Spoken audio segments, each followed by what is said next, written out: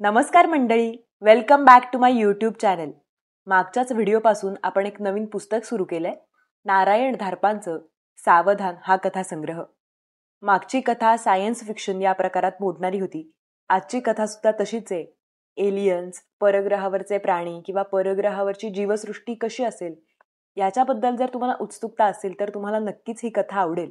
आणि जरी तुम्हाला फार इंटरेस्ट नसेल तरी मला असं वाटतं की तुम्ही ते ऐकावी, कारण छान नवीन गोष्टी कळतील आणि नवीन आपल्या कल्पनाशक्तीला वाव सुद्धा मिळतो. त्यामुळे आपली आजची कथा आपण ऐकूयात. कथेचं नाव आहे शेजारी. आवाज दैनिकाचे संपादक जयंतराव नाईक म्हणजेच मामा नुकतेच आपल्या ऑफिसमध्ये येऊन बसले होते. आवाजमधील बातम्यांवरून आणि त्यात येणाऱ्या संपादकीयांवरून नायिकांसंबंधी जर कोणी काही कल्पना बांधित असेल तर त्या साफ चुकीच्या ठरल्या असत्या. इतर वेळी रस्त्यावरून जाताना नाईक ही अगदी सामान्य व्यक्ती दिसे. मध्यम उंचीचा, नाकी डोळी नीटस, व्यवस्थित कपड्यातला, बेताबेताने चालणारा हा इसम रोज आपल्या संपादकीय कॉलमामधून कोणावर तरी आग पाखडत असेल, कोणाची ना कोणाची हुरेवडी उडवीत असेल यावर कोणाचा विश्वास बसला नसता. पण ही गोष्ट सरळ होती. सर्वसामान्य जनतेसाठी वर्तमानपत्र चालवून त्यांना आवडणाऱ्या व त्यांच्या आवाक्यातल्याच विषयांपुरते बंधन घालून नायिकांनी आवाजचा आवाज खरोखरच उठवला होता. सतत आघाताने वाचकांची मनोभूमिकाही विशिष्ट घाटात ठाकून ठोकून बसविण्याचे तंत्र त्यांना जमून गेले होते. जवळजवळ मोडकळीस आलेले वर्तमानपत्र विकत घेऊन त्यांनी त्याचा खप पाहता पाहता 50,000 नेला होता, आणि तोही केवळ 1.5-2 महिन्यांच्या अवधीत. नायिकांना पूर्वीपासून ओळखणारे लोकही त्यांच्या धडाडीने चकित झाले होते. अनेक शस्त्रांपैकी लेखणी हेही एक शस्त्र आहे. नायिकांचा स्वर गंभीर असे, पण त्यांच्या डोळ्यांत एक वेगळीच चमक असे, आणि समाज घडविण्याचे एक साधनही आहे. ते ऑफिसात येऊन बसल्याला 10-15 मिनिटे होतात न होतात तोच काचेचे पार्टिशन धाडदिशी उघडले. त्यांनी जरा त्रासिकपणे वर पाहिले व मग त्यांच्याही चेहऱ्यावर स्वागताचे मंद हास्य उमटले. दारातून श्रीनिवासन, त्यांचा फिरता वार्ताहर, आत येत होता. नाईक थट्ट्यानं म्हणायचे, "एस, हा श्रीनिवासन? हा म्हणजे शहराच्या नाडीवरचे माझे बोट आहे. कुठे काही खुट्ट झाले की हा एस तिथे हजर आहेच म्हणून समजा. काय एस, आज काय नवीन आणलंस?" आंबट चेहऱ्याने मान हलवीत एस नायिकांच्या समोरच्या खुर्चीत बसला. टेबलावरच्या कार्टनमधली सिगारेट काढून त्याने ती पेटवली. "आज सगळीकडे थंड आहे साहेब, कुठेच खळबळ नाही, काही म्हणजे काही नाही." "वेल, एखादा दिवस रेस्ट घेतलीस तर काही बिघडायचं नाही." "रेस्ट? साहेब, आत्ताच मी कंटाळलोय. करणार काय हो सारा दिवसभर? कल्पना करा हा, मी एस, स्टार रिपोर्टर, एका वेड्याशी बोलण्यात सारी सकाळ घालवली." एसने परत मान हलवली. "चिअर अप एस, वेड्याचे तत्वज्ञान यावर एक कॉलमभर लिहून काढ." "साहेब, पण हा वेडा सुद्धा अगदीच वेडा होता हो." आणि मग त्यालाच आपल्या शब्दांचे हसू आले. लोकांची मनं बहकतात म्हणजे किती हो, त्याला काही ताळच राहत नाही. त्याचे वेड काय होते माहितीये का? तो म्हणतो की तो पृथ्वीवरचा माणूसच नाही, मंगळावरचा आहे. माय गॉड. एसचे नायिकांच्या चेहऱ्याकडे लक्ष नव्हते. खोलीत जरा वेळ शांतता पसरली व मग नाईक जरा बिचकतच म्हणाले, "मंगळावरचा हा? त्यात काही कॉपी निघण्यासारखी आहे का? आवाज इतका खालावलाय साहेब." "तसं नाही रे, पण सध्या हे उपग्रह, फिरत्या तबकड्या, रॉकेट हे सारखं येतच आहे ना. लोकांनाही कदाचित हेही आवडेल." "ते तुमचं तुम्ही पहा. हवं असलं तर मी त्याला इथे आणतो ना." "त्याचं नाव पत्ता तुला माहितीये? विसरू म्हटलं तरी डोक्यातून पुसला जाणार नाही. सकाळी 2 तास तेच तर ऐकत होतो." "मग काय, आणू?" "आणखी, पण माझा मात्र संबंध नाही हा. त्या माहितीखाली एस घालायला मला शरम वाटेल." "As you wish." सुमारे तासाभराने एस परत आला. त्याच्याबरोबर आलेल्या एका साधारण 35च्या वयाच्या माणसाला त्याने नायिकांच्या खोलीत पोहोचवले आणि तो घाईने खोलीतून निघून गेला. "या या, बसा." खुर्चीकडे बोट करीत नाईक म्हणाले. तो गृहस्थ दाराशी जरासा घुटमळला व मग त्यांनी दाखवलेल्या खुर्चीत बसला. त्याच्या बसवण्यात आराम नव्हता, स्वास्थ्य नव्हते. तो खुर्चीच्या अगदी कडेवर बसला होता आणि सारखी चुळबुळ करीत होता. तुमचं नाव काय आहे? नायिकांनी अगदी साध्या आवाजात विचारले. कोणते सांगू? इथले का तिथले? मंगळावरचे. तो मनुष्य अडखळत बोलत होता, पण अतिशय गंभीरपणे बोलत होता. जरासे कुतूहलानेच नायिकांनी त्याचे निरीक्षण केले. डोळ्यांतली एक अनिश्चितपणाची, बावरेपणाची झाक सोडली तर सर्वसामान्य माणसांहून तो कोणत्याही प्रकारे वेगळा दिसत नव्हता. अगदी ॲव्हरेज माणूस. असं करा. तितक्याच गंभीरपणे नाईक म्हणाले. आधी इथली माहिती सांगा, मग मग तिकडचं पाहू. तो डोळे बारीक करून नायिकांकडे पाहत होता. तुमचा माझ्यावर विश्वास बसलेला नाही, तो उसळून म्हणाला. तुम्हाला वाटतं की मी वेडा आहे, भ्रमिष्ट आहे. नाईक मुद्दाम जरा कठोर आवाजात म्हणाले. आणि तुम्ही जर असं प्रत्येकाच्या अंगावर वस्कन जायला लागलात ना, तर त्याची खात्री पटायला काही वेळ लागणार नाही. तेव्हा तुम्ही जरा दमानं घ्या. अशी डोक्यात राख घालून घेऊ नका. सावकाश सांगा. त्याच्या अंगात क्षणभर संचारलेले अवसान ओसरले आणि तो खुर्चीत कोसळला. त्याचा चेहरा एकदम थकल्यासारखा दिसायला लागला. डोळे मिटून कपाळावर हात चोळत तो शांत आवाजात म्हणाला. मी काय करू? मला काही समजत नाही. काय करू आता? मला तुमची हकीकत तर सांगा आधी, मग पाहू. माझं नाव वामन तारकुंडे. इथल्या एका फॅक्टरीत मी सुपरवायझरचे काम करीत असतो. म्हणजे 15 दिवसांपूर्वीपर्यंत करीत होतो, पण आता नाही. तो जरासा थांबला आणि स्वतःला सावरून परत बोलू लागला. हे सांगताना माझा अतिशय घोटाळा होतो. गेल्या 15 दिवसांत मी ही हकीकत कितीतरी जणांना सांगितली असेल, पण कोणी समजून घ्यायचा प्रयत्नच करत नाही हो. आणि मग माझा भडका उडतो की मग आणखी थट्टा. हातात डोके धरून तो काही वेळ गप्प बसला.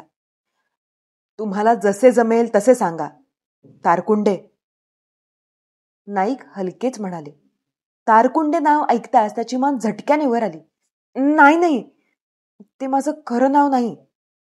माझा त्या नावावर काही अधिकार नाही. पण पुन्हा त्याच्या बोलण्याचा ओघ अडखळला आणि असहाय्यपणे हात पसरून तो गप्प बसला. मी म्हणतो ते नाव माझे नाही, पण मग मला मागच्या साऱ्या आयुष्याची खडानखडा कशी माहिती आहे? माझा जन्म कुठे झाला, शिक्षण कुठे झाले, किती झाले, घरची कोण कोण माणसे आहेत, मी नोकरी कुठे करतो, काय करतो, हे सारं मला कसं माहिती आहे? एवढंच नाही, मला ही भाषा तरी कशी समजते, कशी बोलता येते? तुम्ही प्रत्यक्ष तारकुंडेच आहात हे एक कारण असू शकणार नाही का? किंचित हसत पण समजावणीच्या आवाजात नाईक म्हणाले. नाही, या आठवणीत 2 भाग आहेत. एक 15 दिवसांपूर्वीचा आणि दुसरा नंतरचा. एका भागातल्या आठवणी मला एखाद्या अतिपरिचित पूर्ण माहितीच्या कथेसारख्या वाटतात. त्यात मी स्वतः भाग घेतला होता असे वाटत नाही. तरीही त्या अर्थात खऱ्या आहेत, कारण त्यात माझा इतरांशीही संबंध आलाय व त्यांनाही ते प्रसंग आठवतात ना. पण हा गेल्या 15 दिवसांतला भाग एकदम खरा, जिवंत वाटतो. तुम्ही आपल्या परिस्थितीवर खूपच विचार केलेला दिसतो. का नाही करणार? मी मंगळावरचा रहिवासी असलो तरी काही निर्बुद्ध नाही. आम्ही ही सुबुद्ध, विचारी, प्रगतिशील प्राणी आहोत. परिस्थितीतला बदल मलाही जाणवतो, त्यावर विचार करता येतो. काय झाले आहे ते मला कळू शकते, पण त्यावर माझ्याजवळ इलाज मात्र नाही, सुटका नाही. मंगळावरचे हा? तारकुंडेच्या एकदम बसलेल्या चेहऱ्याकडे पाहून नाईक घाईने म्हणाले. मी अजून तुमच्या सांगण्यावर संशय घेतलेला नाही. मी तुम्हाला खोटे ठरवलेले नाही. पण तुम्हीच सांगा, एकदम एखाद्याला जर असे कोणी सांगितले तर त्याला खरे वाटेल का हो? तो त्यावर ऐकता क्षणीच विश्वास ठेवेल का? तुमचं म्हणणंही खरं आहे, पण तुम्ही निदान मला बोलण्याची तरी संधी देत आहात, समजून घेण्याचा तरी प्रयत्न करत आहात. मी सांगतो काय झालंय, केव्हा झालंय ते. विश्वास ठेवा अगर ठेवू नका. आमच्या जगातली नावे मी वापरीत नाही. ती तुम्हाला चमत्कारिक वाटतील आणि काही अर्थबोधही होणार नाही. मंगळावरचे सर्व प्राणी जमिनीच्या पृष्ठभागाखाली राहतात. मी येथे आलो आणि माणसांच्या या दाटीदाटीने माझे डोकेच फिरून गेले. आमच्याकडे वार्षिकोत्सवालाही एवढी माणसे जमणार नाहीत. आणि तो सर्वात महत्वाचा प्रसंग हा. आमच्या एकेका चेलीत वस्तीत सुमारे 100 जण असतात. उन्हाळ्याच्या हा शब्द मला इथे आल्यावर अभिप्रेत झालाय. आमचे नाव वेगळेच आहे. तर मग उन्हाळ्याच्या आधी आम्ही सर्वजण उत्सवाच्या ठिकाणी जातो. सर्व जमात जमलेली असते. तिथे नव्या ओळखी होतात, नव्या जोड्या जमतात, नवे साथीदार. आमच्या त्या नात्याला मला इथे शब्दच सापडत नाही. नवे साथीदार घेऊन आम्ही परत चेलीला येतो. त्या उत्सवाच्या वेळी तेवढे आम्ही सर्वजण पृष्ठभागावर येतो. खरोखर तिथे जास्त वेळ राहणे शक्यच नसते, पण अनादी काळापासून चालत असलेली ती रूढी आहे. आम्हाला तेथे असे सांगण्यात येत असे की एकेकाळी आमचे पूर्वज कायम पृष्ठभागावरच राहत असत. मला त्यावेळी ती गोष्ट थट्टेची, अंधश्रद्धेची वाटली होती. जीव घेणाऱ्या आणि धाप लागणाऱ्या थंड हवेत कोण राहणार असे वाटे. पण आता आम्ही जेव्हा इथल्या माणसांनी गजबजलेला पृष्ठभाग पाहतो तेव्हा माझी खात्री पटते की मला सांगण्यात येणारी गोष्ट खरी होती, दंतकथा नव्हती. तर मग या उत्सवासाठी आम्ही जमतो. प्रत्येक चेलीसाठी नवीन सभासद नेमण्यात येतात. वर्षभर एकत्र राहिल्याने कुठे कुठे तंटे बखेडे सुरू झालेले असतात. शिवाय सर्व वयांचे लोक असले पाहिजेत हाही नियम पाळायचा असतो. ही सरमिसळ होते, नवा गट तयार होतो आणि एकदा पाणलोट व्हायला लागले की आमचा उत्सव संपतो आणि एकमेकांचा निरोप घेऊन आम्ही परत येतो. वाटेवर कुठेतरी हा प्रकार झाला. आम्ही प्रवास करीत होतो एवढे मला आठवते. त्या पुढचे सारे काही अंधुक अंधुक आहे. मला कसला तरी एक धक्का बसला आणि मी डोळे उघडले तर मी इथे होतो. या शरीराची, या जगाची मला संपूर्ण माहिती होती. पण त्याचबरोबर मागच्या बाजूस पार्श्वभूमीसारख्या या मंगळावरच्या आठवणी होत्या. घसा साफ करून नाईक म्हणाले, तुमच्या शब्दांचा शब्दशः अर्थ असा होतो की पृथ्वीवरच्या ताराकुंडे नावाच्या माणसाच्या शरीरात तुमच्या मनाने एकाएकी प्रवेश केला. असेच की नाही? असेच काहीतरी झाले असले पाहिजे. तो जरासा आशेने म्हणाला. मग खऱ्या ताराकुंडेचे काय झाले? नाईकांचा प्रश्न चापकाच्या फटकाऱ्यासारखा आला. तो एकदम दचकला. हा? तो गडबडून म्हणाला, असे जर अतिक्रमण होत असले तर तारकुंडे स्वतः त्याला काही विरोध करणार नाही का? काही प्रतिकार करणार नाही का? तो इतका निष्क्रिय कसा राहील? तो इतका गप्प असहाय्य कसा राहील? मला काहीच सांगता येत नाही. ही काही मी स्वतःच्या मर्जीने राजी खुशीने केलेली गोष्ट नाही हो. मला खरोखर कशाचा अर्थच कळत नाही. फक्त झालेला बदल जाणवतो आणि मला हे नकोय.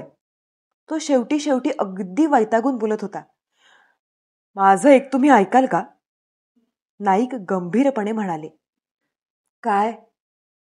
त्याचा प्रश्न बेफिकीर होता. त्याचा उत्साह मावळला होता. तुमच्या मनात काहीतरी गुंता झालाय. या बाबतीत तुम्ही एखाद्या तज्ज्ञ डॉक्टराची मदत घ्या. तरच तुमचे प्रश्न सुटण्याची तुम्हाला काहीतरी आशा आहे. एकट्याने असे पिचत बसून काय उपयोग होणार आहे? मला काही सुचत नाही. तो हताशपणे म्हणाला. इतके निराश नका होऊ हो. तुमची जायची तयारी असेल तर मी माझ्या एका स्नेहाचे नाव सुचवतो. मदत होणे शक्य असेल तर ती सर्व त्याच्याकडून मिळेल एवढी खात्री देतो. पहा, जाणार आहात का? त्याने तरी काय फायदा होणार आहे? आणि तुम्ही प्रयत्नच केला नाही तर ते कळणार तरी कसं? नाईक जरा रागाने बोलत होते. तुमची सगळी हकीकत मी ऐकून घेतली. माझा त्याच्यावर विश्वास बसला की नाही हा भाग वेगळा. तुमच्यावर काहीतरी आपत्ती आली आहे एवढे मला दिसते. कारण तुमच्या स्वतःचा या हकीकतीवर पुरा विश्वास आहे. सर्वसाधारण माणसाच्या दृष्टीने विचार केला तर तुमची गोष्ट अशक्य वाटते हे तुम्हालाही कबूल करावे लागेल. तुम्ही एकटे आहात असा त्रागा करीत बसलात तर त्याने काय साधणार आहे? तुमच्या अवस्थेबद्दल मला काही सहानुभूती वाटली म्हणून मी ही सूचना करण्याचा तरी विचार केला. नाहीतर तसे पाहिले तर यात माझा व्यक्तिगत असा काहीच संबंध नाही. तो स्वतःशीच खिन्नपणे मान हलवत होता. काही वेळा मी या ताणाखाली मी साधी माणुसकी सुद्धा विसरतो हो. तुम्ही त्याचा राग मानू नका. द्या मला तुमच्या स्नेहांचा पत्ता. मी त्यांना भेटेन. मी पत्ता तर देतोच, शिवाय त्यांना एक पत्रही देतो. ते फार उद्योगात असतात. सहजासहजी गाठभेट होत नाही त्यांची. तुमची इच्छा असली तर तुमच्यासाठी उद्याची अपॉइंटमेंटही घेऊन ठेवतो. मात्र त्यावेळेस तुम्ही तिथे जायला हवे. नाईकांच्या या उपकाराच्या ओझ्याखाली तो दबल्यासारखा झाला. नाही नाही, मी जाईन ना तिकडे. केव्हाची ठरवू? उद्या सकाळची? 10 वाजताची? ठरवा ठरवा. कोणताही वेळ द्या. सध्या तरी मी मोकळाच आहे. कामात कसले लक्ष लागणार माझे? ठीक आहे. नाईकांनी टेबलावरचे एक पॅड पुढे ओढले. त्यावर भराभर काही मजकूर लिहिला. तो कागद फाडून एका पाकिटात घातला. पाकिटावर डॉक्टर परेरा MD असे नाव व त्याखाली पत्ता लिहिला व ते बंद न करता तारकुंडेच्या हाती दिले. तुम्हाला पत्ता सापडेल ना? उभे राहत त्यांनी विचारले. हो हो, मला इथली सगळी माहिती आहे. तो किंचित कडवट आवाजात म्हणाला व त्याने पाकिट खिशात घातले. उद्याची अपॉइंटमेंट चुकवू नका बरे का? मी फोन करतो त्यांना. नाही नाही, मी जातो. अगदी वेळेवर जातो. ठीक आहे तर. तुम्हाला काहीतरी मदत होईल अशी आशा आहे. पाहूया.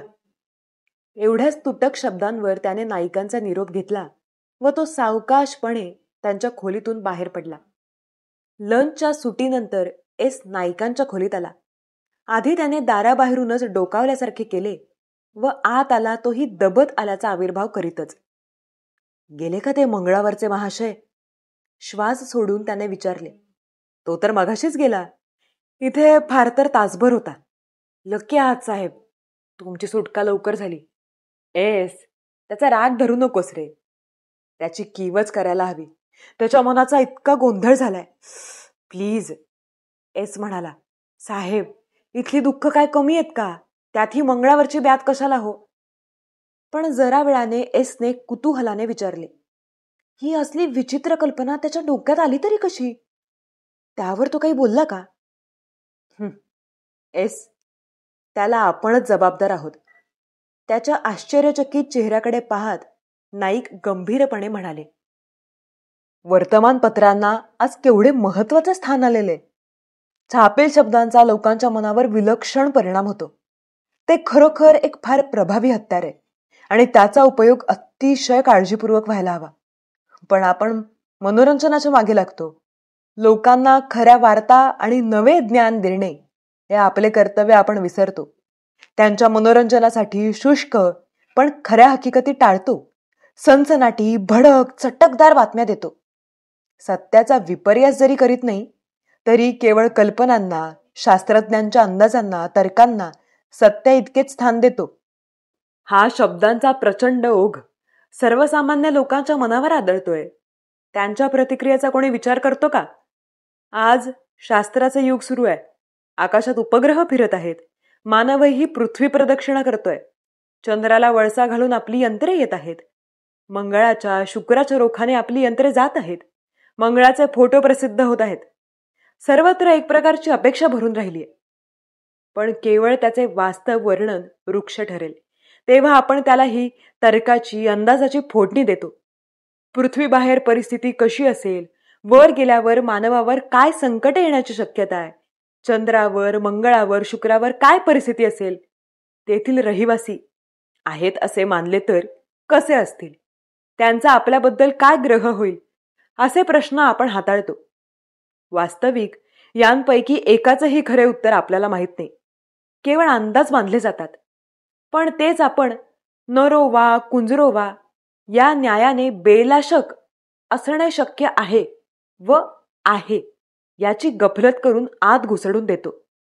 आकाशात दिसलेले प्रकाश, आकार, फुगे, तबकड्या, सिगार, फ्लाइंग सॉसर्स, कोणाला दिसलेले चमत्कारिक प्राणी, कोणाला पडलेली स्वप्ने, कोणाला कुठून आलेले आवाज, कशांतही खऱ्या खोट्याचे, शक्याशक्यतेचे तारतम्य न ठेवता आपण हे सगळे मिश्रण लोकांच्या गळी उतरवतो.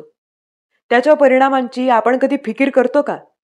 एखाद्या संवेदनाक्षम, सेन्सिटिव्ह मनावर याचा काय परिणाम होईल याची तमा आपण बाळगतो का?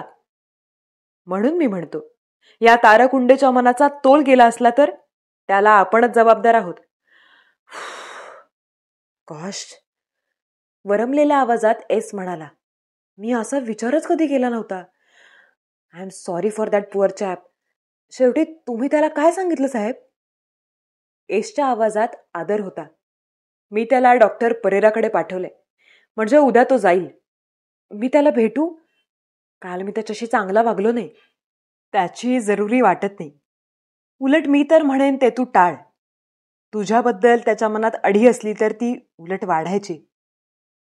वेल, ॲज यू से सर. पण तो सुधारेल अशी मी आशा करतो. He seemed such a nice chap.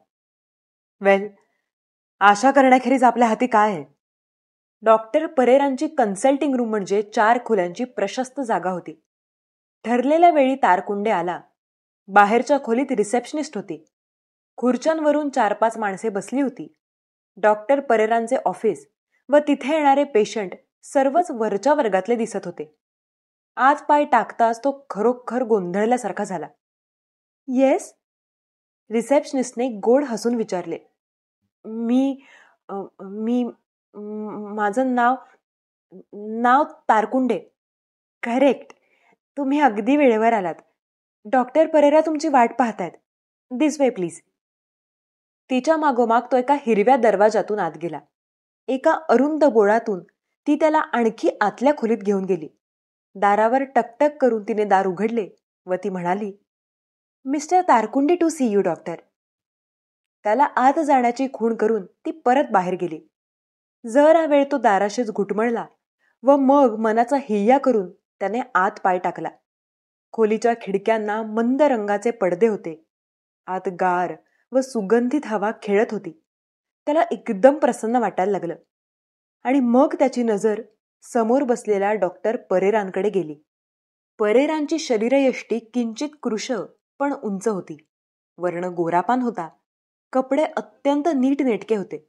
त्यांच्या बसण्यातही एक पॉईज होती, एक ऐट होती. पण हे सारे पाहून झाल्यावर त्याची नजर त्यांच्या चेहऱ्याकडे गेली आणि मग त्यांच्या घाऱ्या, विशाल, धारदार डोळ्यांवर गुंतून राहिली. या मिस्टर तारकुंडे, या. मला नायकांचा फोन कालच आला. परेरांच्या आवाजात एक प्रकारचे मार्दव होते, सहानुभूती होती. त्याच्या मनावरचा बराचसा ताण एकदम सैल झाल्यासारखे त्याला वाटले. नायकांनी फोनवरून माझी हकीकत सांगितली. Well, we won't bother with it now. मला ती प्रत्यक्ष तुमच्या तोंडून ऐकायची आहे. या आराम खुर्चीत बसा. रिलॅक्स. Be at ease. त्यांनी दर्शवलेल्या खुर्चीवर किंवा खुर्चीत तो बसला. ठीक आहे, करा सुरुवात. कुठून करू? कुठेही करा. सर्व काही मला सांगा म्हणजे झालं. Go on. नायिकांना व त्यापूर्वी कित्येकांना सांगितलेली हकीकत त्याने जवळजवळ त्याच शब्दात परत एकदा सांगितली आणि मग तो बोलायचा थांबला. Is that all? तुम्हाला आणखी काही आठवत नाही? नाही. प्रयत्न करून पहा. जरा विचार करा. काहीतरी राहिलं असेल. डॉक्टर, मी यावर विचार केला नाही का? 24 तास माझ्या मनात ही एकच गोष्ट एखाद्या यंत्रासारखी अखंड भिरभिरते. विचार करून करून डोक्याच्या ठिकऱ्या व्हायची वेळ आलीये. नो, मी तसला विचार म्हणत नाही. काळजीच्या प्रेशरखाली तुम्ही योग्य विचार कसा करू शकाल? सध्यापुरती तुम्ही आपली परिस्थिती विसरा. डोंट वरी. नुसते आणखी काही आठवते का एवढेच पहा. स्लोली. तारकुंडेने डोळे मिटले आणि आठवण्याचा प्रयत्न करू लागला. शेवटी अगदी कपाळाला आठ्या घालून पण बऱ्याच वेळानंतरही त्याला काही आठवलेसे दिसले नाही. मान हलवीत तो म्हणाला, डॉक्टर, काही चित्रे डोळ्यांसमोर येतात, पण ती इतकी अशक्य कोटीतली आहेत की ती खरी नसावीत असं मला वाटतं. काय समोर येतं ते सांगा, कसंही असलं तरी. मंगळाच्या पृष्ठभागावरच्या सारखा एक सपाट भाग समोर आहे असे वाटते. तेथे आकाशाकडे तोंड केलेले एक चमत्कारिक आकाराचे पण अतिप्रचंड यंत्र उभे आणि त्या यंत्राच्या चौथऱ्याजवळ जवळजवळ 4-5 मृतदेह दिसतात. भयंकर आहे हो. ते मृतदेह पृथ्वीवरच्या माणसांसारखे दिसतात? नाही, माझ्यासारखे. म्हणजे पूर्वीच्या माझ्या शरीरासारखी त्यांची शरीरे होती. ते मंगळावरचेच रहिवासी असले पाहिजेत. पण तिथे असे घडणे शक्यच नाही. केवढी हत्या, केवढी भीषण हत्या.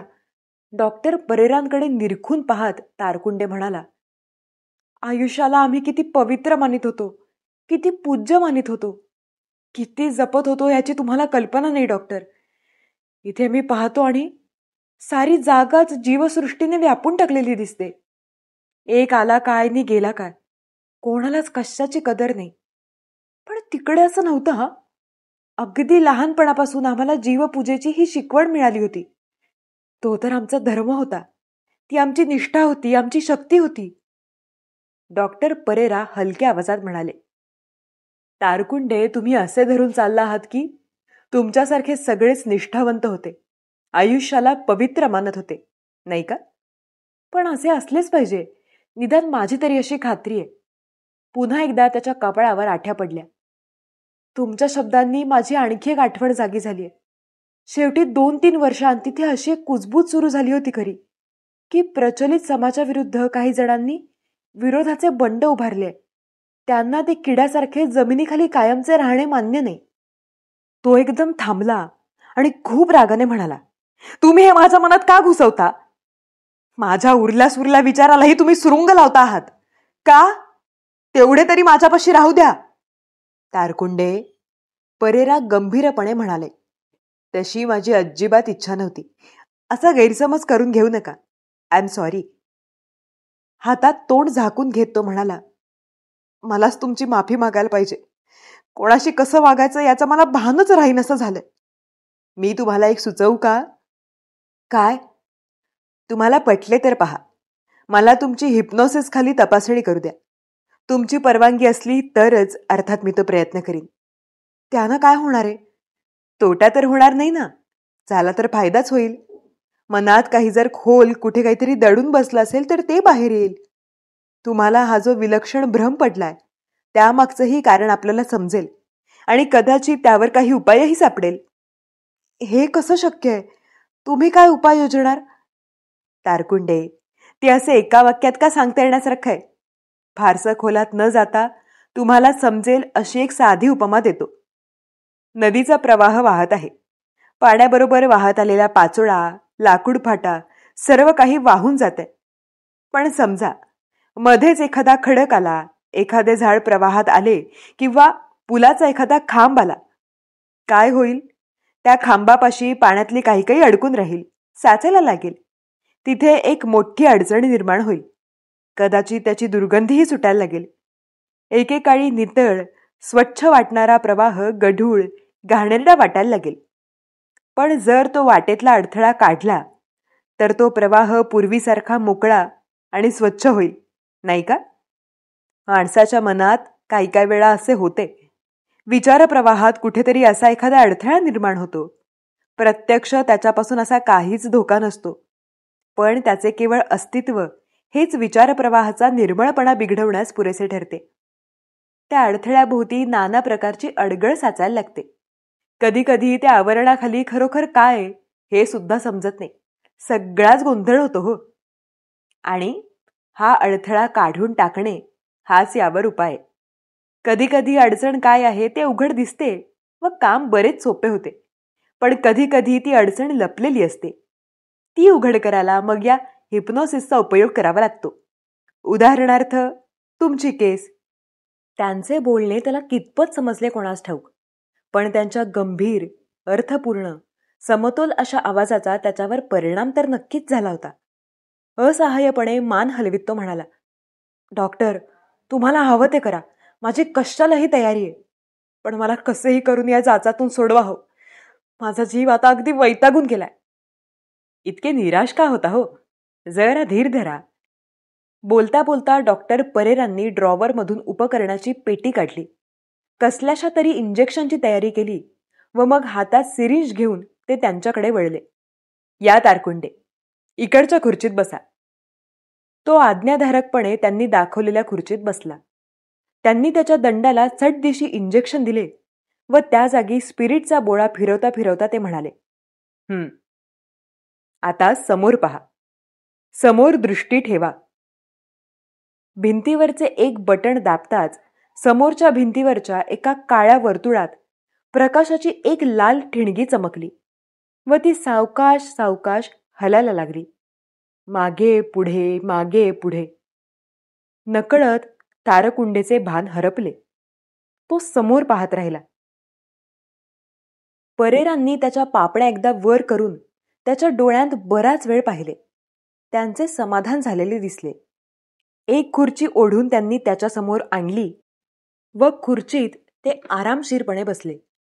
जेव्हा ते बोलले तेव्हा त्यांचा आवाज हळू येत होता, पण त्यात आज्ञेची एक धार होती. मी डॉक्टर परेरा. मला तुम्ही ओळखलत का? हो. किंचित वेळाने तारकुंडेने उत्तर दिले, खालच्या आवाजात. आता कोण बोलतय? मी मी आम्ही दोघे बोलत आहोत. जरा वेळाने उत्तर आले. एक तारकुंडे. दुसरा कोण? दुसरा मी, शिशाळा, मंगळावरून आलेला. खुर्चीतला त्या निश्चल शरीरातून आलेला आवाज या उत्तराच्या वेळी बदलला होता, पण त्याच्या मागोमाग एका विलक्षण आवाजात पोपटाने काही शब्द उच्चारावेत तशा भराभर बोललेले काही शब्द त्याच तोंडून बाहेर पडले. हे काय होते? परेरांनी विचारले.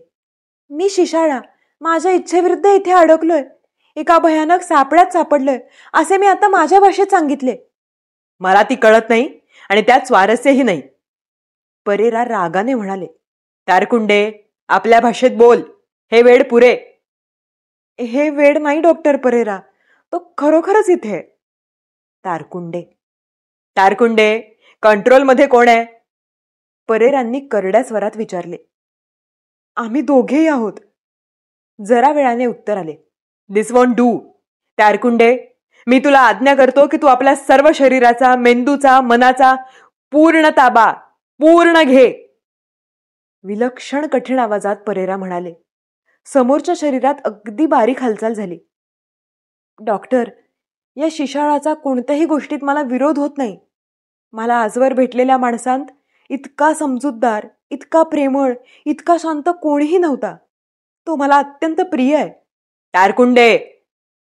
परेरांचा आवाज चढायला लागला होता. डॉक्टर, थांबा, त्याला काहीतरी सांगायचंय. त्याला? दिस इज नॉनसेन्स. त्याला? डॉक्टर परेरा. तो नवा चमत्कारिक आवाज परत एकदा आला. माझे अस्तित्व तुम्हाला किती अविश्वसनीय वाटत असेल याची मला कल्पना आहे. ते तुम्ही मान्य करणे म्हणजे तुमच्या आजवरच्या सर्व कल्पनांना मूठमाती देणे आहे, हेही मला समजते.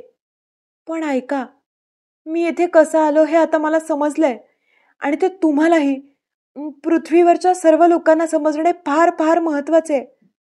तुम्हाला फार मोठा धोका उत्पन्न झालाय आणि वेळ अजून गेली नसली तर तुम्हाला बचावाचा काहीतरी मार्ग शोधता येईल. ऐका डॉक्टर परेरा, लक्ष देऊन ऐका. डॉक्टर परेरा काहीच बोलले नाहीत, केवळ समोर पाहत राहिले. मला आता सर्व काही स्पष्टपणे आठवतंय. एवढंच नाही तर सर्व घटनांमागचा भयानक अर्थ माझ्या ध्यानात आलाय. मगाशी माझे विचार स्पष्ट होत नव्हते, त्यांना कसला तरी अडथळा येत होता. तो आता दूर झालाय आणि सर्व काही माझ्यासमोर स्पष्ट रूपात उभं राहिलंय. डॉक्टर, तुम्हाला, पृथ्वीवरच्या मानवांना भयंकर धोका उत्पन्न झालाय. तुम्ही जर वेळी सावध झाला नाहीत तर तुमचा सर्वनाश होणार आहे. ऐका, मंगळावरचे आमचे आयुष्य एका ठराविक चाकोरीने गेली कित्येक शतके चाललेले आहे. खरोखर आम्ही पूर्वी तुमच्यासारखेच आमच्या ग्रहाच्या पृष्ठभागावरच राहत होतो. त्या वस्तीच्या खुणा व त्यावेळचा इतिहास अजूनही तिथे ताजा आहे. पण हा बदल झाला, त्यामागची कारणे आता दंतकथात जमा झाली आहेत. त्याच्याशी मला कर्तव्य नाही. आमचे आयुष्य आम्ही आपल्या मर्यादांमध्ये समाधानाने जगत होतो. पण प्रत्येक पिढीत काही काही असंतुष्ट आत्मे निघतातच. त्यांची स्वतःबद्दलची कल्पना वेगळी असते. इतरांबरोबरचे स्थान त्यांना नको असते. स्वतःला ते कोणीतरी श्रेष्ठ समजतात. इतरांवर हुकूम गाजवण्यासाठी आपला अवतार झालाय असा त्यांना गर्व असतो. ही घमेंड त्यांना असमाधानी ठेवते. अस्तित्वात असलेली रचना उलथीपालथी करण्याची त्यांची धडपड चालू असते. जोपर्यंत हे बंड मानसिक असते, पृथक पृथक ठिकाणी विभागलेले असते, तोवर त्यात काही धोका नसतो. पण हे बंडखोर जेव्हा एकत्र येतात, तेव्हा त्यांची शक्ती एकवटते आणि वाढते. आणि जेव्हा शासनातीलच काही घटक त्यांना सामील होतात, तेव्हा काय परिस्थिती निर्माण होईल याची कल्पनाच करायला हवी. आमच्या समाजात असा एक असमाधानी महत्वाकांक्षी गट तयार झाला होता. या वर्षीच्या उत्सवापर्यंत त्या नुसत्या अफवाच होत्या. पण या खेपेस माझा स्वतःचा त्यांच्याशी संबंध आला आणि त्यांच्या खऱ्या हेतूची मला कल्पना आली. मी आमच्या चालीरीतींचे वर्णन करीत बसत नाही. ते तुम्हाला कंटाळवाणे वाटेल. तुम्हाला एवढी माहिती पुरेशी आहे की दरवर्षी आम्ही ध्रुवावर जमतो. एका विशिष्ट पद्धतीने प्रत्येकासाठी 1 वर्षाकरिता नवा जोडीदार निवडला जातो व आम्ही परत चेलीकडे येतो. आम्हाला अर्थात व्यक्तिगत, खाजगी असे आयुष्य आहेच, पण ते इतक्या वेगळ्या प्रकारचे आहे की तुम्हाला त्याची कल्पनाच येणार नाही. त्याचे वर्णन करायला तुमच्या भाषेत शब्दच नाहीत आणि माझी भाषा तुम्हाला समजणार नाही. तारकुंडेच्या मनोव्यापारावरून मला तुमच्या खाजगी आयुष्याची कल्पना आलीये. ते वेगळे आहे हे मला कळते व त्याचे आश्चर्यही वाटत नाही. निसर्गात हा भेद असणारच ना. पण त्याभोवती तुमच्या सर्वांच्या मनात जी विलक्षण विकृत गुंतागुंत तयार झालेली असते, त्याने मात्र मी चकित झालो. एक नैसर्गिक गोष्ट, पण त्याचा केवढा मोठा बागुलबुवा करून ठेवलाय. आणि तुम्ही स्वतःला विचारी म्हणविता. असो. माझा जोडीदार घेऊन मी निघालो. चेलीतले सर्वजण बरोबर होते, पण जोडीदाराशी माझे संबंध जास्त जिव्हाळ्याचे होते. आणि प्रवास सुरू होताच मला कळले की तोही त्या कटातला एक होता. त्याने वेळ अजिबात वाया घालवला नाही. कटाच्या प्रचाराचे कार्य ताबडतोब सुरू केले आणि त्यांच्या सांगण्यावरून मला समजले, गेले कित्येक वर्षे त्यांची तयारी चालू आहे. शासनातले वेगवेगळ्या थरातले लोक त्यांना अनुकूल होते. यंत्रसामग्री, गुप्तता आणि पैसा याची त्यांची सोय झाली होती. पृष्ठभागावर ही त्यांची प्रचंड प्रयोगशाळा होती आणि त्यांचे एकमेव उद्दिष्ट होते मंगळ सोडून जावयाचे. हा बेत अचाट होता, पण मला आधी वाटला तसा वेडपटपणाचा नव्हता. कसे जायचे, केव्हा जायचे, कुठे जायचे हे त्यांनी व्यवस्थित ठरवले होते. ते पृथ्वीवर येणार होते. त्याआधी त्यांनी उडत्या तबकड्यांतून पृथ्वीचे फार सूक्ष्म निरीक्षण केले होते. तुमचा स्वभाव पुरेपूर ओळखला होता आणि उघडपणे उतरण्याचा विचार सोडून दिला होता. हे आक्रमणच होणार होते, पण मानसिक आक्रमण. कोणत्याही समाजरचनेत दुय्यम जागा स्वीकारायची त्यांची तयारी नव्हती. जेथे असतील तेथे ते सर्वप्रथम अग्रगण्य अधिकारात असले पाहिजेत. त्यासाठी त्यांनी एक तंत्र शोधून काढले होते. मानसिक छायाचित्र असे मी त्याला नाव देतो, कारण मी दोन्ही जगातला तज्ज्ञ नाही, जाणकारही नाही. अशा यंत्राच्या सहाय्याने त्यांनी आपली उद्दिष्टे ठरवली होती. या प्रवासात सर्वात सोयीची अशी एकच वेळ होती.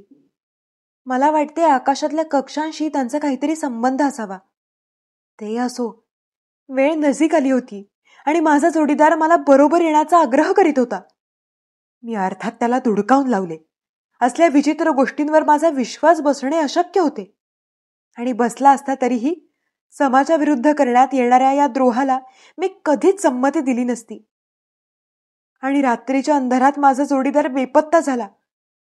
मग मात्र मला शंका यायला लागली की त्याच्या बडबडीत काहीतरी तथ्य असावे. त्याचे सांगणे जर खरे असेल तर समाजाविरुद्ध हा एक भयंकर गुन्हा होता व तो होऊ न देणे हा समाजाचा एक घटक या नात्याने माझे कर्तव्य होते. मी ही हकीकत कोणाला सांगायला गेलो असतो तर माझ्यावर कोणी विश्वासच ठेवला नसता. आणि वेळ महत्वाची होती. त्यांची खात्री पटवीत बसण्यात वेळ खर्च झाला असता आणि मी थांबू शकत नव्हतो. हा सर्व विचार करून मी एक शब्दही कोणाजवळ बोललो नाही. गुपचूप एकटाच माझ्या जोडीदाराच्या मागावर निघालो. त्याने आपल्या प्रवासात अजिबात गुप्तता वापरली नव्हती. त्याच्या सरपटण्याच्या व पंजाच्या खुणा सहज दिसत होत्या. एक गोष्ट तुम्हाला सांगायची राहिली होती. आमची शरीरे अर्थात तुमच्यासारखीच नाहीत, फारच वेगळी आहेत. येथल्या पाली किंवा सरडे हेच आम्हाला जास्त जवळचे वाटतात. विचार बुद्धी सोडून अर्थातच. तर मग मी त्याच्या मागावर निघालो. शेवटी त्याला घाई झाली असावी असे दिसले आणि मलाही भीती वाटायला लागली. आपल्याला उशीर नाही ना होणार? आपण वेळेवर पोहोचणार का? अशी काळजी करीत मी शक्य तेवढ्या घाईने मार्ग क्रमित होतो. ती वाट शेवटी वर आली, पृष्ठभागावर. सदा सर्वदा मोकळ्या हवेत, उघड्या आकाशाखाली वावरणारे तुम्ही लोक. तुम्हाला कल्पना येणार नाही मला बसलेल्या धक्क्याची. इतक्या उघड्यावर हे लोक वावरत होते, यावरूनच त्यांचा निर्धार उघड होत होता. आणि त्यांचे सर्व कारभार पृष्ठभागावर चालले होते म्हणूनच गुप्त राहिले होते. पुढे पाऊल टाकायला मला फार मोठे साहस करावे लागले. पण शेवटी तेही मला करावेच लागले. गुन्हेगारांचा गुन्हा इतका नीच होता की तो थांबविण्यासाठी वैयक्तिक आवडीनिवडी दूर साराव्याच लागल्या. त्याने अगदी बेफिकीरपणे प्रवास केला होता. मी डोळे नाक मिटून सुद्धा त्याच्या मागोमाग जाऊ शकलो असतो. धडधडत्या काळजाने भयभीत मी त्या वाटेने निघालो. पण मला फार लांब जावे लागलेच नाही. काळ्या भिन्न खडकांची एक ओळ मी ओलांडली आणि मला ते दिसलं. समोर एक सपाट मैदान होते. त्याच्या मध्यभागी एक अतिप्रचंड यंत्र उभे होते. जरी मला त्या यंत्राची अजिबात कल्पना आली नाही, तरी अशी खात्री वाटत होती की त्याचे तोंड वर आकाशाकडे वळलेले आहे. इतक्या लांबून त्या यंत्राखेरीज इतर काही दिसत नव्हते. मी सावकाश जवळ आलो. जर काही उपद्व्याप चालला असला तर काहीतरी हालचाल दिसली असती, काहीतरी गोंगाट कानी आला असता. पण इथे सर्वत्र शांतता पसरली होती आणि त्या शांततेनेच माझे मन निराशेने खचले. एकाएकी माझी खात्री पटली की त्यांचे कार्य झालेले आहे. आपल्याला उशीर झालाय. आपण वेळेवर येऊ शकलो नाही. पराभवाचा कडवटपणा सर्व शरीरात भिनला होता. शिरावरचे ओझे लाख पटींनी वाढले होते. पुढे जाण्यात खरोखर काही अर्थ नव्हता. तरीही एका अघोरी कुतूहलाने मी जातच राहिलो. कल्पनेपेक्षा ते अंतर खूप जास्त होते. ते यंत्र अधिकाधिक प्रचंड दिसायला लागले. शेवटी मी त्या यंत्राच्या पायथ्याशी येऊन पोहोचलो. ती रचना केवढी अवाढव्य होती. सारे आकाश व्यापून टाकीत होती. केवढे परिश्रम, केवढी चिकाटी, केवढे साहस. पण हे जर समाजाच्या कल्याणासाठी खर्च केले असते तर? पण नाही. आणि मग यंत्रावरून माझी नजर चौथऱ्याकडे वळली व मला खरा धक्का बसला. त्या खूप मोठ्या चौथऱ्यावर जवळजवळ 400 ते 500 निष्प्राण शरीरांचा खच पडला होता. हेच सर्व अकटवाले. यांनीच हा विलक्षण प्रयोग केला होता आणि आता आपली शरीरे मंगळावर टाकून ते कुठेतरी गेले होते. खरोखर ते दृश्य एकाच्या मनाच्या आवाक्याबाहेरचे होते. मी वेड्यासारखा त्या प्रेतांच्या खचातून हिंडत होतो. माझ्या नकळत माझे डोळे पाहत होते आणि बऱ्याच वेळाने माझ्या लक्षात आले की या प्रत्येकाने आपल्या हातात काहीतरी घट्ट धरलेलं आहे व त्यापासून एक तार निघून ती समोरच्या पर्वतासारख्या यंत्रात शिरलेली आहे. मी जास्त बारकाईने पाहिले आणि अगदी प्रत्येकाच्या हातात काहीतरी होते असे मला दिसले. मी खरोखर त्याच क्षणी परत फिरायला हवे होते. अधिकारी लोकांना या भयंकर प्रकाराची माहिती द्यायला हवी होती. या यंत्राचा नायनाट करायला हवा होता. मी ते काहीच केले नाही. माझ्या कर्तव्याला चुकलो. विमनस्क मनाने मी त्या मृत्यूच्या रिंगणात भटकत राहिलो आणि एकाएकी मी थांबलो. यंत्रातून एक तार आली होती आणि तशीच चौथऱ्यावर पडली होती. तिच्या शेवटाला रत्नासारखा लाल असा एक मणी होता. त्यांच्यापैकी ऐनवेळी कोणीतरी आला नव्हता व त्याची जागा रिकामी होती. पण आता काय उपयोग? मी मनाशी विचार केला. त्याची वेळ तर टळलीच आहे. सहज कुतूहलाने मी तो मणी हातात घेतला आणि ते झाले. एका क्षणार्धात झाले. सर्व शरीराला कसला तरी प्रचंड धक्का बसला. दुसऱ्या क्षणी मी डोळे उघडले तेव्हा मी इथे होतो, पृथ्वीवर होतो. एका गजबजलेल्या रस्त्यावरून चालत होतो. मी कोणाच्या तरी शरीरात वावरत आहे याची मला पूर्ण कल्पना होती. त्याच्या सर्व आठवणी त्या माझ्या आठवणी झाल्या होत्या. मी तारकुंडे झालो होतो. त्याला माझ्या अस्तित्वाची जाणीव आहे, पण खरोखर माझ्या मानाने त्याचे मन इतके कमकुवत आहे की एका क्षणात मी त्याच्या चिंधड्या चिंधड्या उडवू शकेन. पण मी त्याचा शत्रू नाही. उलट मी त्याला पृथ्वीवरच्या मानवांना मदत करायला तयार आहे. डॉक्टर परेरा, माझ्या शब्दांची थट्टा करू नका.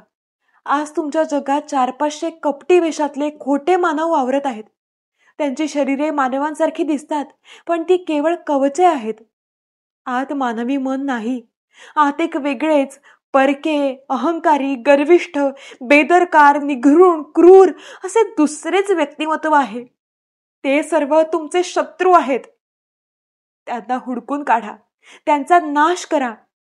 नाहीतर तुमचा समाज, संस्कृती सारे काही नाश पावेल. सावध व्हा.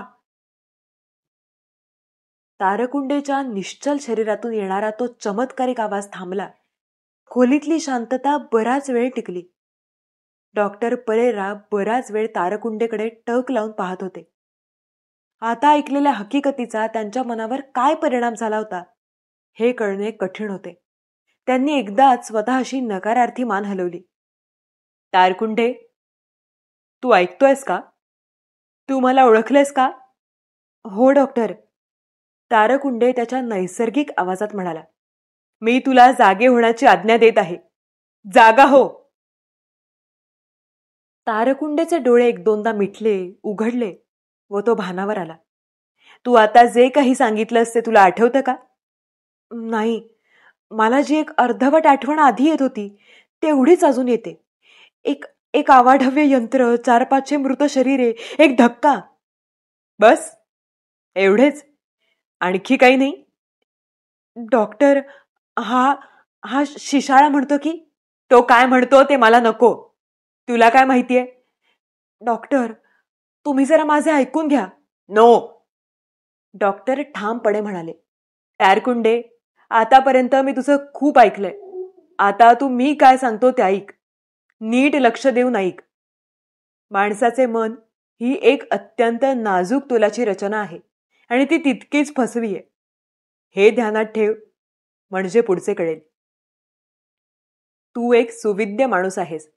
आसपासच्या परिस्थितीचे तुला चांगले ज्ञान आहे. परिस्थितीत आलेली अनिश्चितता, आलेला स्फोटकपणा हे सर्व तुला जाणवते.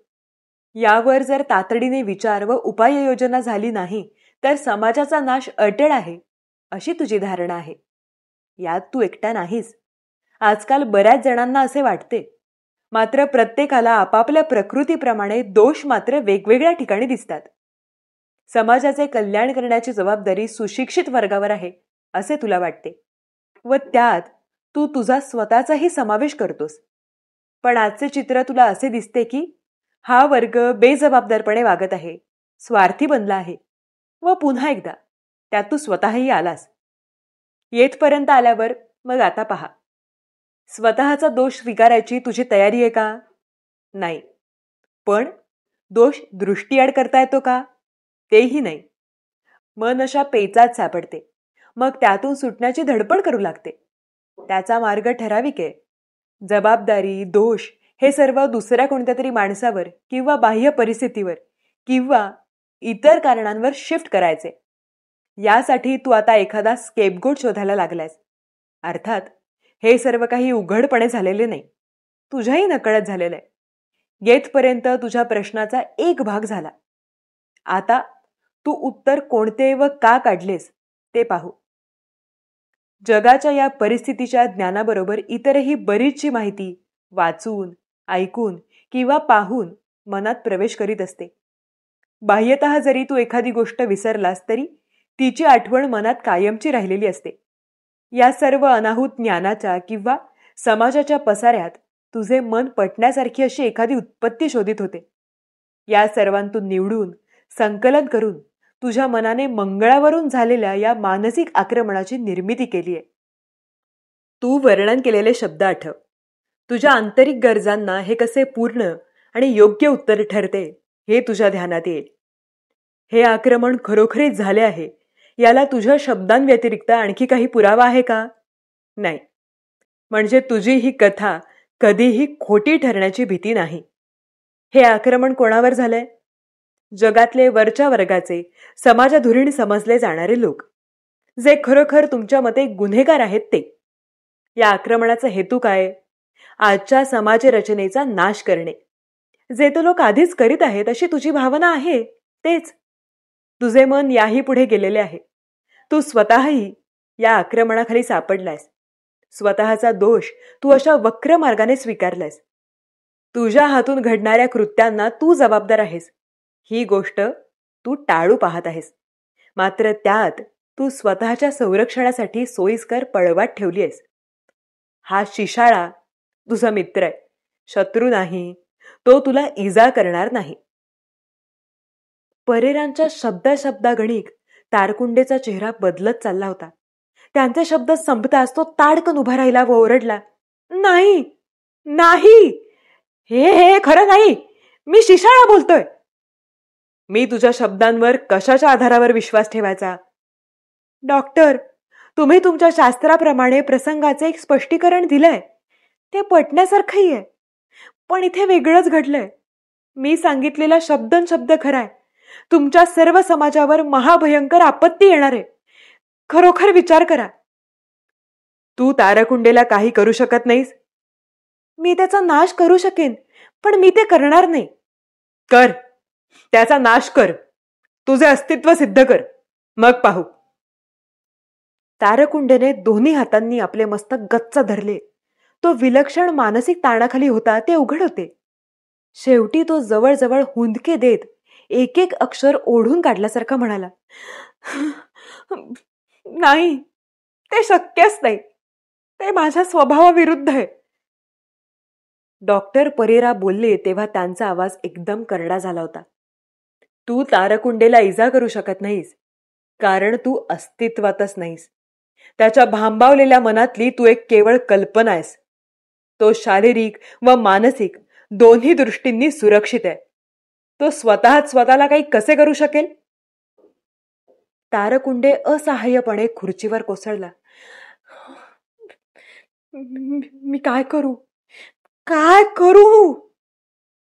तो वेड्यासारखा पुटपुटत होता.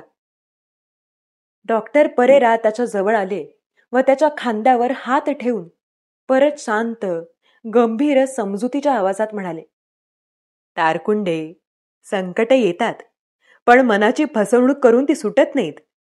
सत्याला निर्धाराने तोंड द्यायला शिक, तरच तुझा तरणोपाय आहे. परिस्थितीचा सखोल अभ्यास कर.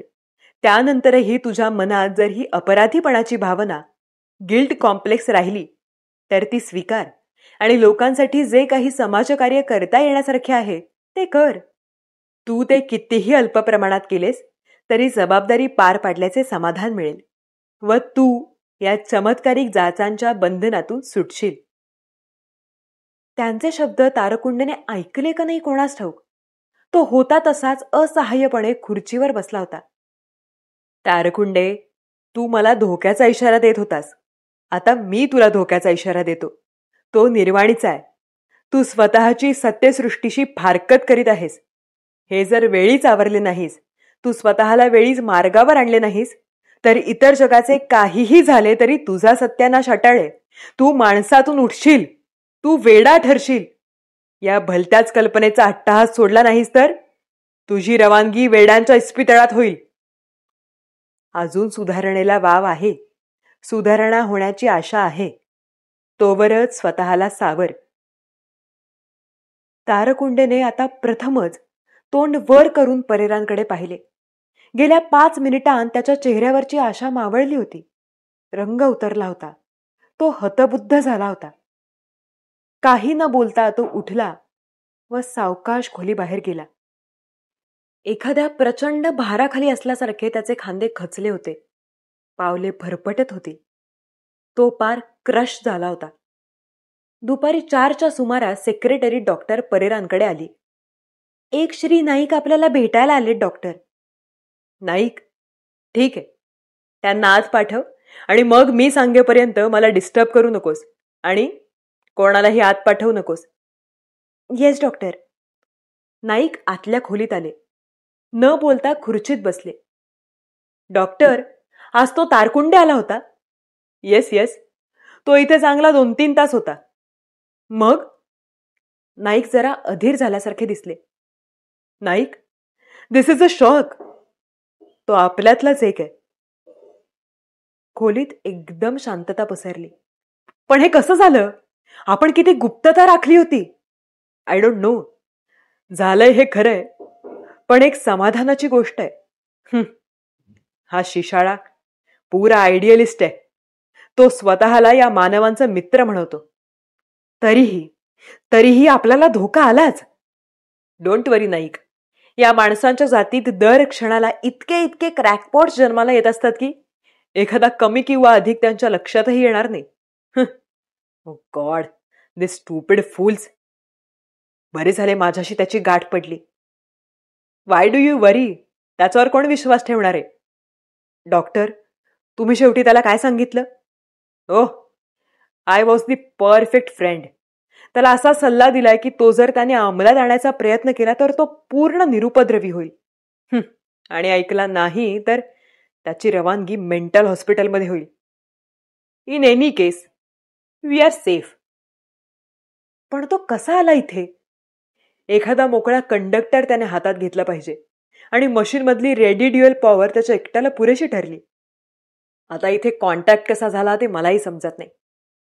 Remember, we also are new to this game. पण ही एक रिस्कच आहे नाही का? येस.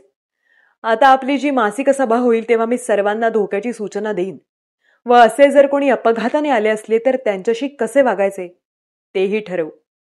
तोपर्यंत रोटरी, लायन्स इत्यादी मीटिंगमध्ये मला जे भेटतील त्यांना सूचना देईनच. तुम्हीही लक्षात ठेवून वागा. वेल, तुम्ही हे काम फार उत्तम केलं doctor.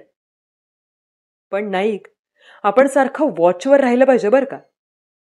You can't say of this human bastards. काही एक्सेप्शनली ब्रिलियंट असतात. अशा एखाद्याशी या शिशाळाची गाठ पडली तर घोटाळा होण्याची शक्यता आहे.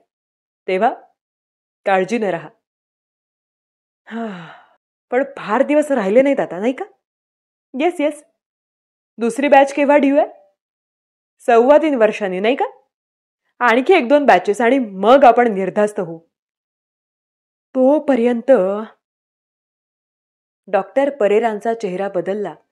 मानवी चेहऱ्याच्या खुणा जरा अस्पष्ट झाल्या आणि त्यांच्या ओठांतून शीळ घातल्यासारख्या आवाजांची एक लांबच लांब मालिका बाहेर पडली. नाईक हसत त्यांच्या खोलीतून बाहेर पडले होते. ही होती आपली आजची कथा, शेजारी. भयंकर ट्विस्ट कथेच्या शेवटी होतं. मला अजिबात सुद्धा वाटलं नव्हतं की असं काहीतरी असेल. कारण डॉक्टर जेव्हा खरंच त्याला समजावत होते तेव्हा मला असं वाटलं की अरे बरोबर आहे, खरंच तो स्वतःला दोषी समजतोय आणि त्याने सगळी स्वतःवर जबाबदारी घेतलीये, पण त्याला ती घ्यायचीही नाहीये. त्यामुळे तो दुसऱ्यांवर ढकलतोय. आणि खरंच सायकोलॉजिकल जर विचार असेल तर मला असं वाटतं की असं शक्य सुद्धा आहे की असं वाटू शकणं. त्यामुळे मी खरंच कन्व्हिन्स झाले होते की असं काहीतरी आहे. पण शेवट मात्र कमाल होता. प्रचंड फिक्शनल ही गोष्ट होती आणि मला खूप आवडली. आणि खरंच त्यांनी ज्या प्रकारे पृथ्वीवरच्या माणसांचं वर्णन केलंय की इथली माणसं कशी भावनिक आहेत, काही गोष्टींना ती किती मनाला लावून घेतात, ते मला खूप अचूक वाटलं आणि खूप कमाल, खूप सुंदर गोष्ट होती ही. मला प्रचंड आवडली. खूप कल्पनाही मला आवडली आणि मी आशा करते की तुम्हाला कथा नक्कीच आवडली असेल. आणि मला फार आनंद वाटतो की या दृष्टीने मी एक वेगळ्या प्रकारची कथा वाचली. आणि अशा सायफाय फिल्म्स किंवा कथा मला फारशा आवडत नाहीत, पण चॅनलच्या निमित्ताने माझंही हे वेगळं वाचन होतंय. त्यासाठी तुम्हा सर्वांचे खूप आभार. मी आशा करते की तुम्हाला वाचन आवडलं असेल आणि जर आवडलं असेल तर तुम्हाला माहितीये काय करायचं. चॅनलला सबस्क्राईब करायला अजिबात विसरायचं नाहीये आणि आपण लवकरच भेटूयात पुढच्या व्हिडिओमध्ये. थँक्यू.